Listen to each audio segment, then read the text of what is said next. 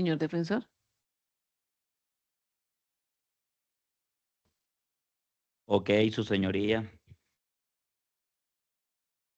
Lo primero que voy a manifestar en mi calidad de defensor de Nelson Alberto Lizarazo Guzmán, señora juez, es que la titularidad de la acción penal le corresponde a la Fiscalía.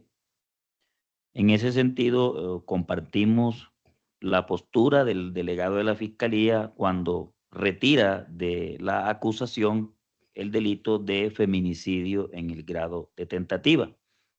El señor fiscal reconoce ya después de evacuadas las pruebas que el ítem criminis para que se pueda hablar de una tentativa, y es lo que quizás desconoce la agente del Ministerio Público y la apoderada de víctimas en el día de hoy, es que tiene que alcanzar un grado de iniciación de la ejecución del comportamiento que se quiere. No basta, distinguida procuradora y respetada apoderada de víctimas, que un ciudadano exprese o exteriorice de alguna manera alguna amenaza de muerte contra una persona determinada. Es menester, su señoría, porque así lo exige el artículo 27 del Código Penal, que es el que regula el amplificador conocido como tentativa, que el ítem crímenes empiece por una ideación, continúe con unos actos preparativos, siga con unos actos de iniciación de la consumación del comportamiento delictivo de resultado y haya también al final una evitación, respetada juez. Y aquí pues sobra decir que no hubo los dos últimos escenarios en que uno pudiera entender de manera clara que se pudo haber presentado la iniciación de la ejecución de un comportamiento delictivo como lo es dar muerte a una persona, que por el ciclo de violencia que describe el escrito de acusación pudiera enmarcarse dentro del tipo penal de feminicidio agravado en el grado de tentativa. La Procuraduría y la apoderada de víctimas que no tienen la titularidad de la acción penal, entiendo yo, parten del hecho de asumir que por un golpe dado en la parte del ojo a la señora Paola Fernanda Piracún Martínez, como antesala también de unas manifestaciones, al parecer dadas por el acusado de querer matar a la señora Paola Fernanda Piracún Martínez, dicen que se estructuraría la tentativa. Pero si eso es así, su señoría, eso quedó corto, porque recuérdese que en la tentativa se presenta una evitación por parte de circunstancias ajenas a la voluntad de la gente. Es decir, que haya tenido que ocurrir en el caso concreto una intervención por parte de terceras personas para poder evitar que la señora Paola Fernanda Pirancún Martínez falleciera. Y eso brilla por su ausencia con la práctica probatoria que se hizo en este juicio oral, su señoría. Es más, del plenario probatorio, lo que sale a la luz es que la señora Paola Fernanda Pirancún Martínez acudió por sus propios medios al centro hospitalario para ser atendida a causa de esa contusión que recibió en su ojo derecho,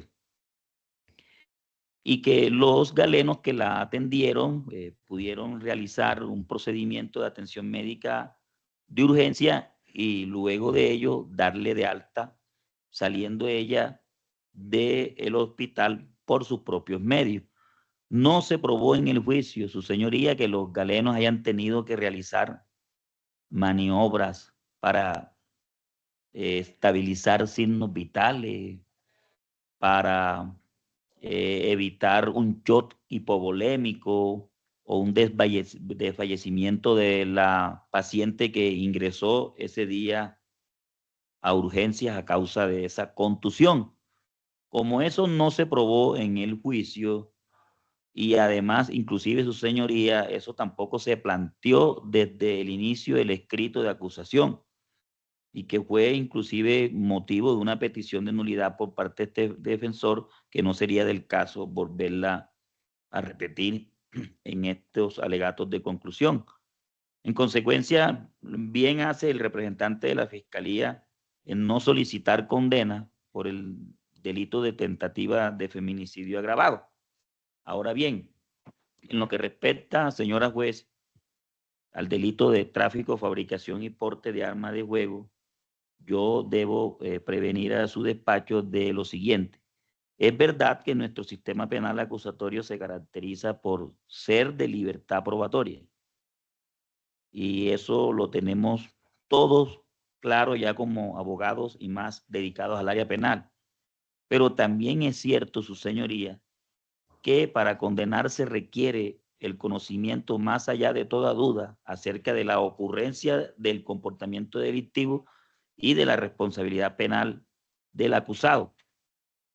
Aquí debo primero decir que es verdad que la testigo narró algunas circunstancias fácticas sobre que ella había tenido la ocasión de manipular por instrucciones del señor Nelson Alberto Lizarazo Guzmán un arma que en su sentir era un arma de juego y que inclusive tuvo ella la ocasión de poderla accionar a modo de práctica. Pero ese hecho ocurrió con mucha antelación, su señoría, a los episodios del 6 y del 13 de agosto, que fue lo que se dijo en el escrito de acusación, era donde supuestamente se le imputaba fácticamente a Nelson Alberto Lizarazo Guzmán ostentar o tener un arma de fuego en su poder. En consecuencia, sin perder el hilo conductor, su señoría, de lo que el por qué llamaron a juicio a Nelson Alberto Lizarazo Guzmán, él ha debido entonces responder en el juicio sobre si para los días 6 y 13 de agosto tenía o no un arma de fuego. Y no entrar entonces nosotros como defensa a tratar de desvirtuar sobre si con antelación a esas calendas el episodio que narró la testigo de la práctica que ella misma hizo de un arma de fuego por instrucción del señor Nelson Alberto Lizarazo Guzmán pudiera entrar a la actuación como un hecho objeto del proceso y digno para ser ventilado en una sentencia que usted debe proferir. Ello porque si bien el testigo hizo alusión a esas particularidades fácticas, las mismas no fueron dadas a conocer en los respectivos momentos procesales al señor Nelson Alberto Lizarazo Guzmán, y en razón a ello no tuvo nunca la posibilidad de entrar a controvertir, pese a que se desplegó un contrainterrogatorio sobre ese tópico, ese hecho puntual en las respectivas etapas del proceso penal, como lo son la audiencia de formulación de imputación,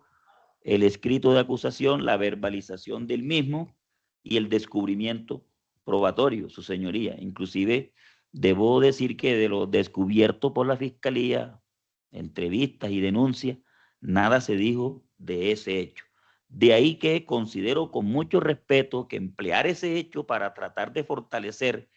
la tesis dentro del marco de la libertad probatoria, que en efecto lo que había el 6 de agosto y el 13 de agosto de 2023 en poder o en manos del señor Nelson Alberto Lizarazo Guzmán era un arma de juego, sería su señoría aniquilar entonces su derecho a la defensa. Amén de que al unísono con el señor fiscal, en el sentido de que la libertad probatoria puede llevarnos a que sin la necesidad de contar con un arma incautada, se pueda predicar la ocurrencia del punible de tráfico, fabricación y porte de armas de fuego. Eso lo entiende este defensor perfectamente. Hace poco tuve la ocasión de participar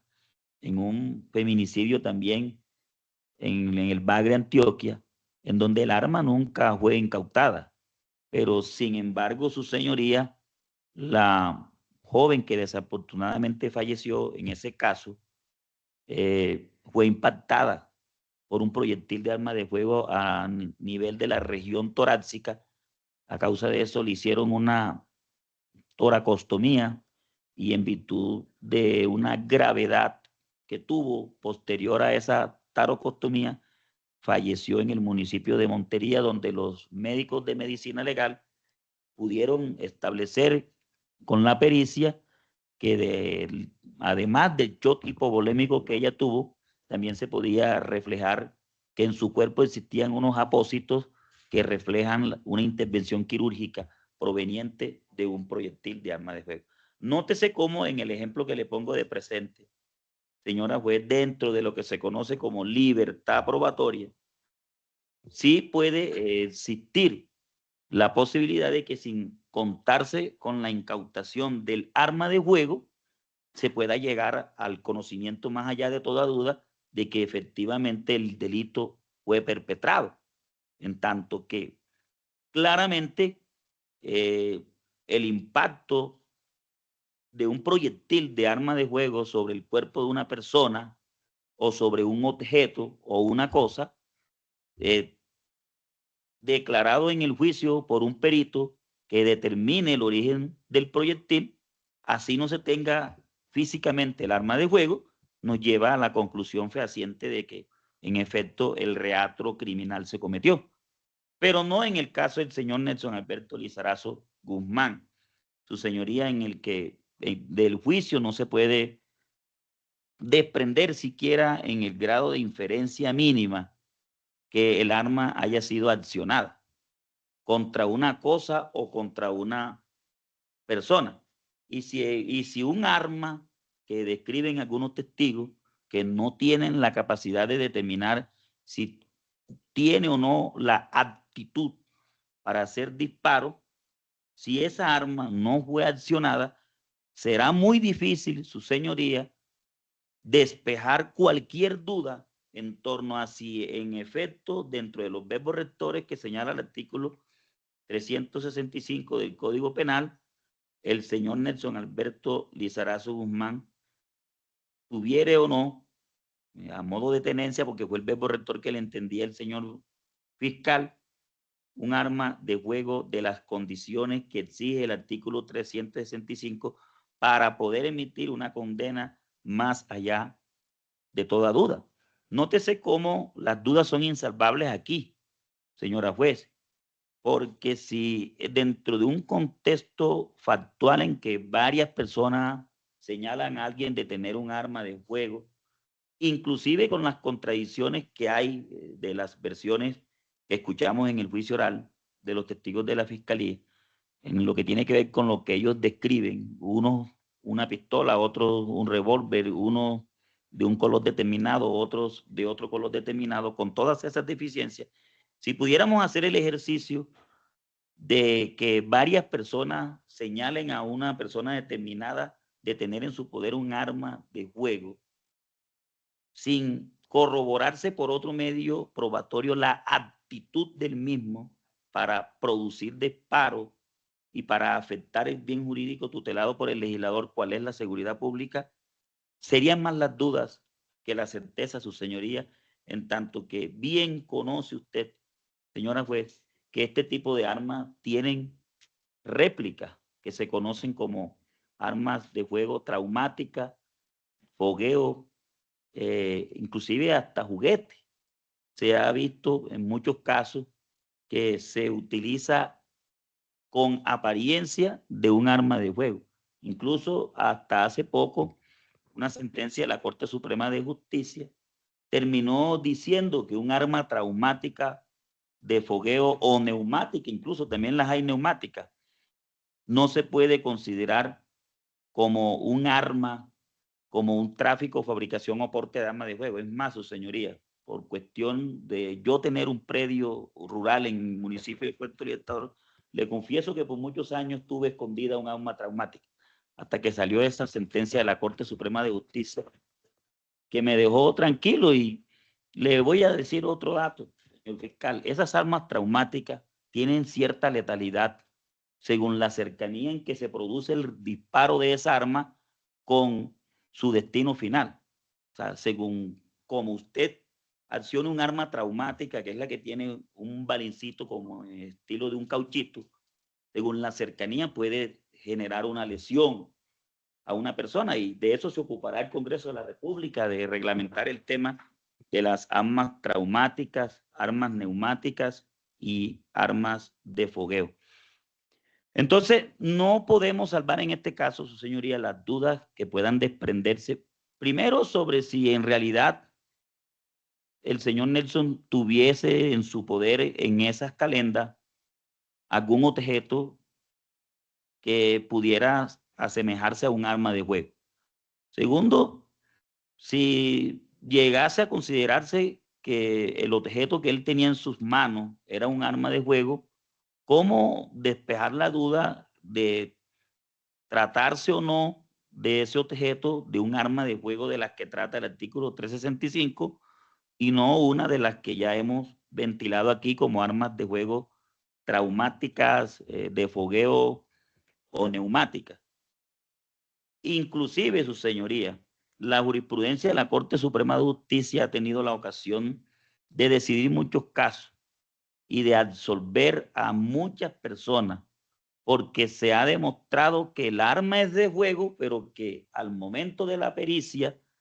ya no era apta para producir disparos, porque en ocasiones las armas también se dañan o sufren algún deterioro con el transcurso del tiempo y ya no sirven para generar la letalidad que se espera de un arma de fuego de defensa personal. Inclusive, señora juez, también he visto y he leído ocasiones en que el arma de fuego por sí sola, sin estar con munición en el tambor, en el caso del revólver, o en el proveedor, en el caso de la pistola, pudiera considerarse dentro del marco del bien jurídico tutelado por la ley como seguridad pública, entenderse desde el punto de vista de la lesividad como antijuridicidad material, como la ocurrencia en sí de un arma de fuego. Hace poco me tocó defender, su señoría, ante el Tribunal Superior de Montería a un fiscal delegado a quien investigan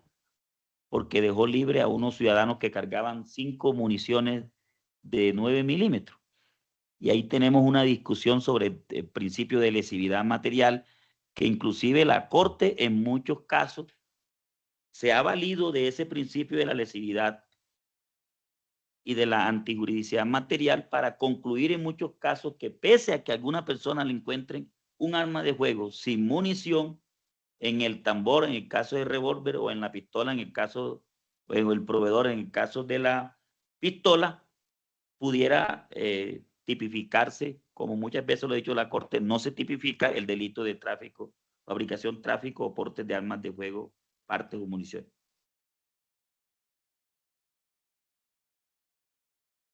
En lo que tiene que ver con el delito de violencia intrafamiliar, su señoría, yo voy a decir lo siguiente. Cuando planteé la nulidad a fin de tratar de sacar el feminicidio de este escenario procesal, lo hice porque lo primero que vi fue lo siguiente. Si al señor Nelson no lo condenan por feminicidio, posiblemente lo van a condenar por la violencia intrafamiliar que desafortunadamente marca todo su caso. Entonces yo me encontraba ahí en una dificultad. Le recomendé en su momento un preacuerdo, pero creo que fue la gente del Ministerio Público la que nos hizo ver que este delito es subsidiario. El delito de violencia intrafamiliar es subsidiario. Al estar imputada una tentativa de feminicidio, obvio que en lo que tiene que ver con Paola Fernanda Pirancón Martínez, la postulación de la Fiscalía era la tentativa y no la violencia intrafamiliar. Eso terminó afectando el preacuerdo que se trató de hacer, porque ningún beneficio iba a resultar para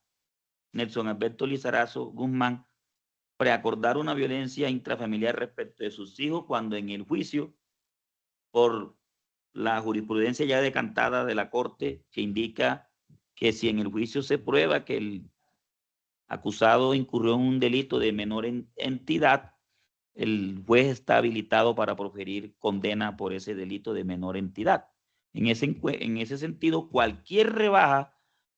que encontrábamos con el preacuerdo la íbamos a perder si se condenaba al señor Nelson por la violencia intrafamiliar por parte del despacho. En este caso, su señoría, me voy a reservar muchos argumentos de la violencia intrafamiliar, pero sí debo indicar, señora juez, que en este caso, que desafortunadamente llegó al juicio, hubiésemos podido y hubiésemos querido manejarlo de otra manera. Hay dos versiones. Una versión, la de la señora Paola Fernanda Pirancún Martínez y sus hijos, que no han podido hablar con el señor Nelson desde el momento en que se produjo su captura hasta el día en que pudieron hablar con él unos minutos después de que terminaron su declaración. Esa versión apunta que dentro del contexto de la familia que ellos organizaron, se presentaron situaciones de violencia intrafamiliar. Algunas en la que se destaca que el señor Nelson Alberto Lizarazo Guzmán fue el agresor, según lo que indican los testigos. La otra versión, señora juez, es la del señor Nelson Alberto Lizarazo Guzmán, apoyado con el testimonio de la señora Maribel González León, que indican que para las calendas del 6 y 13 de agosto de 2025, ese contexto desafortunado de violencia entre esta expareja con 4 hijos en común, se habría desencadenado, su señoría, por situaciones de celo, dado que la señora Maribel, la señora Paola, quien estaba en proceso de separación con su ex compañero de 23 años de vida, había descubierto una relación subyacente con la señora Maribel González León y que, lejos de aceptar por parte de nosotros que el 6 de agosto se produjo una violencia intrafamiliar de la cual se pueda tildar como autor al señor Nelson Alberto Lizarazo Guzmán, lo que hubo en esa ocasión fue una evitación por parte de él para que ese contexto de violencia que hubo al interior de esa residencia el 6 de agosto de 2025, en horas de la noche, no pudiera escalar a una situación mayor que hoy quizás pudiera estar ocupando a cualquier juez del país a mirar la posible o no responsabilidad de la señora Paola Fernández Piracún Martínez respecto a las agresiones que pudo haberle ocasionado o no a la señora Maribel González León el 6 de agosto de 2025. Y en lo que respecta a lo ocurrido el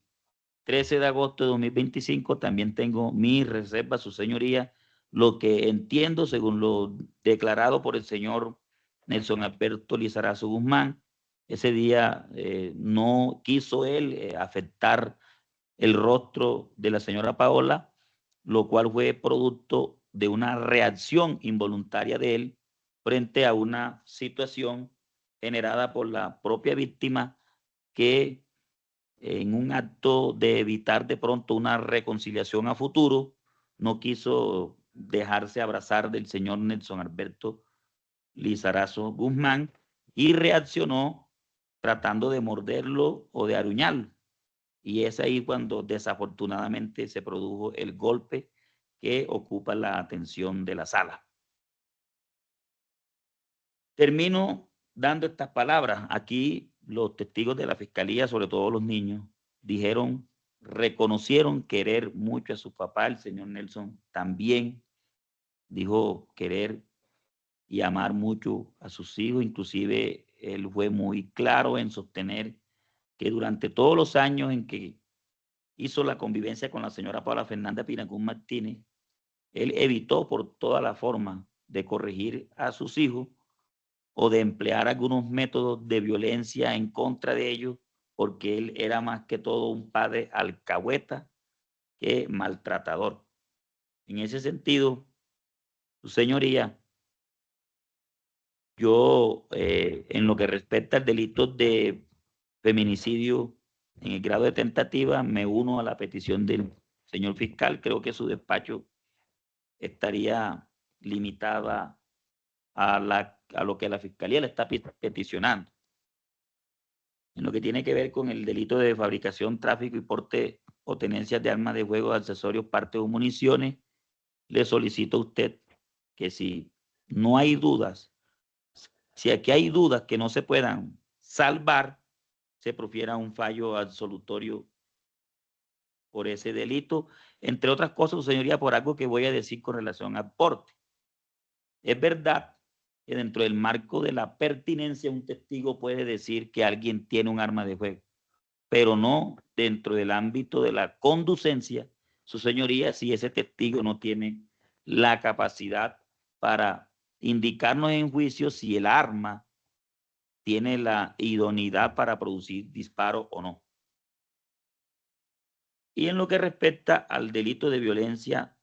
intrafamiliar, voy a decir estas palabras. Hubiese querido que este proceso terminara de manera diferente, a través de un mecanismo en el que pudiésemos, agotado la posibilidad de implementar unas terapias a este núcleo familiar. Porque inclusive para mí fue muy doloroso escuchar a unos niños cómo hacían unos señalamientos en contra de su papá. Y entiendo yo, su señoría, que a ellos se les pregunta en el juicio si quieren declarar o no pese a la garantía constitucional del artículo 33. Pero hace poco la Corte Constitucional y la Corte Suprema de Justicia, su señoría, declaró una nulidad